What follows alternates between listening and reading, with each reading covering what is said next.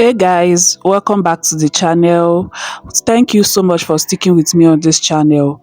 So today guys, we are going to be making this tutorial on how to cut and sew this beautiful 6 pieces gown with bustier. If this is something that interests you, kindly stay tuned to the end of the tutorial. So guys, this is the fabric we'll be using. I'm using 6 yards of fabric because I want it to be so full.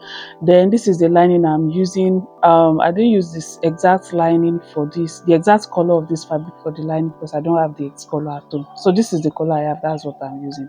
The net that we are using for yoke as zip, and our wording for padding our bustier. So guys, I've gone ahead to draft this pattern. So this is like a basic bodice pattern. If you don't know how to draft a basic bodice pattern, I have a video of it on this channel. So I'll just go ahead and label these lines. The first line is shoulder line. That's what I just touched now, is the armhole. Then this one is the chest line. The next line is the bust point. The next is the under bust, then the waistline, then the hip line, and finally the full length. Actually, this is not the full length I'm going for, but because my pattern paper is not enough, that is why I'm going for this full length. So when I'm cutting this on my fabric, I will add more length to it. So the next thing is to go ahead now to insert my nipple to nipple measurement divided by 2, and I'm going to insert it on from my chest line down to the full length. So after inserting it, I'll go to the under bust, and I'm going to go out on both sides of the under bust by 1 inch.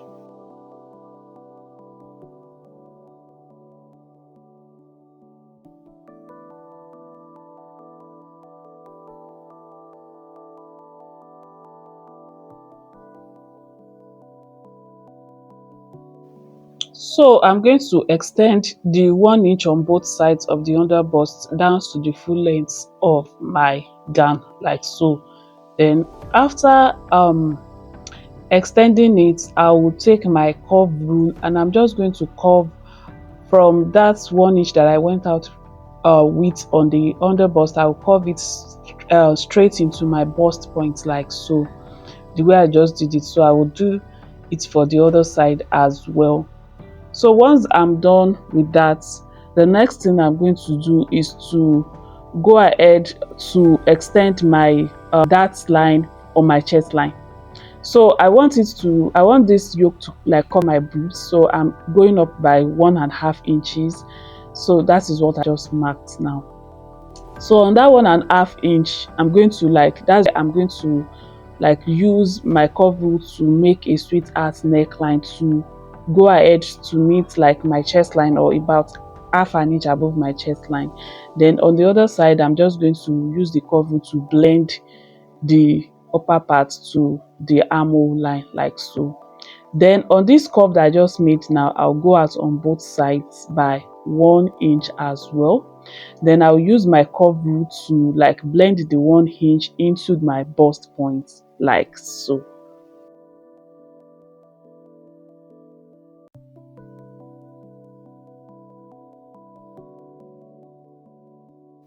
After doing that, the next thing I'll go ahead and do is to insert my circumference measurement. So my bust circumference is 10.75. I will insert that on the chest line. Then I will measure whatever we have at that center that we are cutting out. I will add it, then add 1.5 inch allowance. So for the waistline, I will do the same. For the hip line also, my hip circumference divided by 4. Measure what we are cutting out and add 1.5 inch seam allowance. Then I'm using my curve rule to connect those points together. So after that, I'll go to the neckline and work on my neckline. So when I wanted to create my shoulder slope, I used 4 inches neck width, and I'm going to maintain that. So the depth I'm going for is 3 inches. So I've marked the 3 inches, and I'm going to use my curve rule to connect the curve for the neckline. So I'm just going to label the yoke parts yoke. Then I will shade out the parts that we are going to be cutting off. So when we are cutting it, this is the part we are cutting off. Then I'll go ahead and start cutting.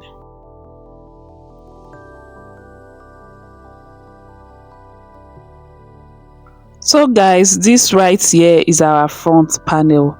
So I'm just going to pack it and set it aside, then we'll start working on the back panel.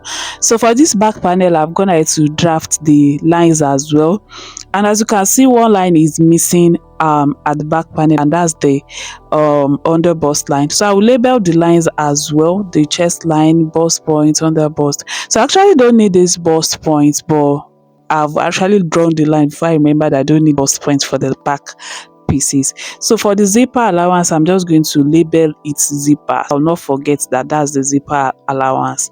So after doing that, I'm going to go ahead and insert my dart line like we did for the front panel on all the lines that we have here, and I'm going to use my ruler to connect that in a straight line. So on the waistline, I'll go out on both sides by half an inch, and I will just blend it into the chest line at the upper part and into the hip line at the lower part to form my dart legs. So I'll go ahead now to measure my circumference and add allowances where needed. So once I do that, I will go ahead to work on my neckline. So for the back panel, I want the neckline to be very low. So I think that's the reason why I drew the bust point line. So on the bust point, I'm going to go up by 1 inch.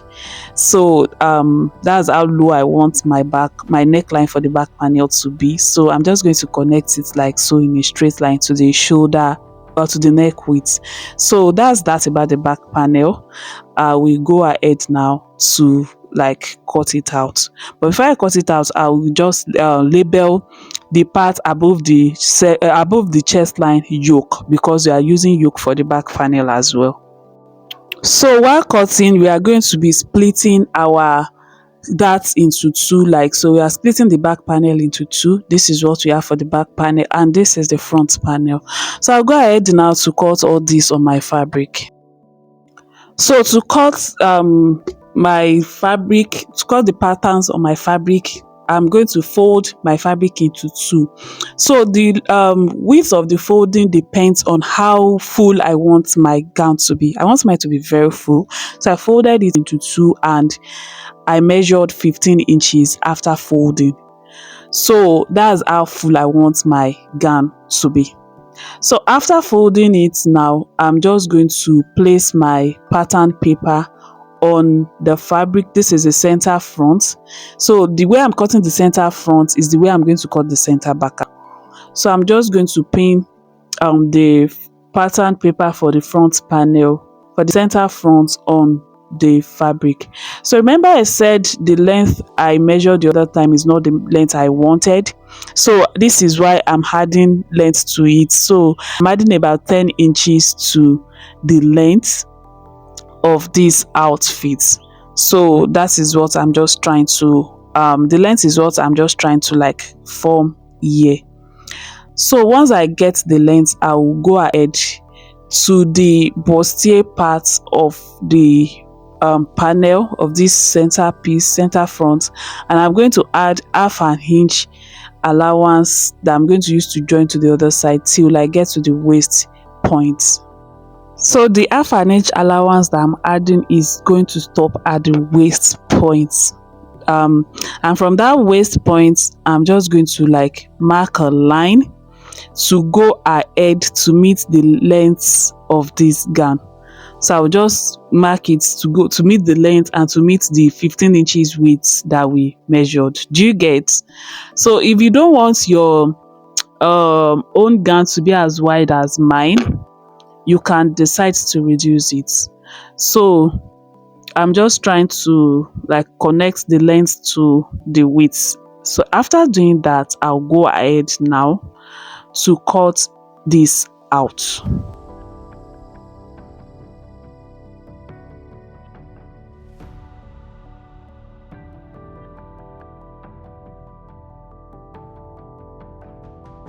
So now we'll go ahead now to like cut the side front. So to cut the side front, you know, when we were folding the other time, we folded our fabric into 15 inches, but this time around we are folding into fabric into 30 inches rather.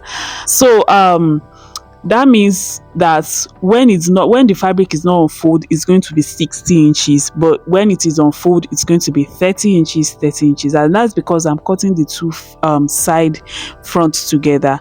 So if you are using two different fabric, that means one fabric will be 30 inches, the other fabric will be 30 inches, and you place both on each other, right sides facing each other.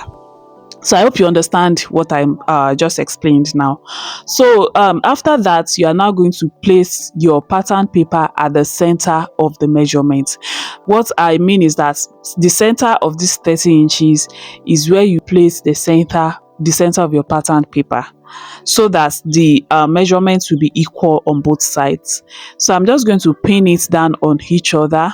Then I'm going to extend the length as well. Then just like we did for the front panel, I'm going to add half an inch at the upper part as well as the bustier part of this side piece till I get to the waist point. So I'll stop at the waist point. But at the other side, we are not adding any allowance because we've added all our allowances while cutting it on while drafting the pattern. So I'm just going to connect the line that just like we did for the front panel, and I'll cut it out. So after cutting it out, I'm going to use it to cut for the back panel, for the side piece of the back panel as well. So then I'll go ahead to cut out my linings and all other pieces. So I've gone ahead to cut my yoke or my net. I've gone ahead to cut my lining, and when I cut the lining, I reduce the length of the lining by 1 inch because I'm going to use the lining to turn in the fabric at the down part, to like when I want to hem the down part. So the next thing I'm going to do now is to go ahead now to cut my wording for this front panel. So I'm just trying to like cut my wording that I'm going to use to like pad the bustier part of the front panel.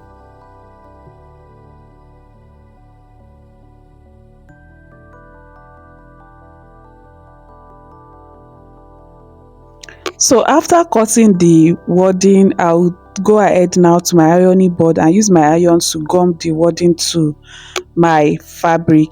So I'll do that for all the front pieces that have wording. So after gumming my wording to my fabric, this is what I have. So that's the center front, that's the side front. So now this one side piece is a piece, like is one of the pieces.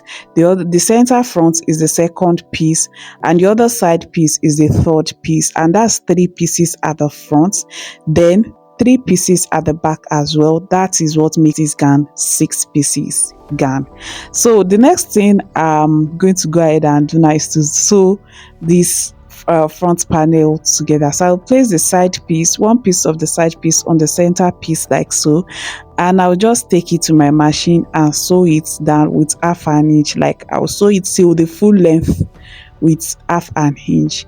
So when I'm done with one side, I will do the same for the other side as well, placing the side piece on the center piece and sewing it down with half an inch down to the length. So this is what I have after sewing down the bustier, the front panel together, the 3 pieces of the front panel. After sewing it together, this is what I have. So, and I've gone ahead to like join that of the back panel together as well. So this is it. So the next thing I'm going to do now is to fix my this thing. I'll fix my, what's it called, yoke on the fabric. So to fix the yoke, I'm just going to place my fabric, pick the yoke and place it right side facing the right side of the fabric. So I'm going to align the center. So once I align, so I'm going to like align the center. So once I align the center, I will pin it down. Then I'm going to pin it down straight to one side of the neckline parts of the bustier. So I'll pin it down like that. So I've gone ahead to join my linings together as well. So I'll place the lining also right side facing the fabric. such that the yolk will be sandwiched between the lining and the fabric. And I'm going to take it to my machine and sew it down to one side like so. So once I'm done with that, I'll go to the other side, pin the other side as well, and sew the other yoke and the lining down to the fabric together like so. So after that, I'll flip the fabric over and top stitch. So I'm going to go ahead and do that now. Then I'll do all the same for the back panel as well. So after joining my yoke to this piece, to the main bodice, this is what I have. So this is my yoke when it is joined to the main bodice, and I've gone ahead to stitch down my lining to every piece of the fabric. So I would pipe the neckline. So for the back panel, I've gone ahead to like attach zipper to the zipper allowance, and I've attached my yoke to it as well. So what I will do now is to go ahead and pipe the neckline of both the front and the back panel. So after piping the neckline, I'll place both the front and the back panel on each other, and I'm going to align the shoulder line, and I'll do the shoulders together. So once I pin the shoulders together, I will go ahead and stitch the shoulders down with half an inch.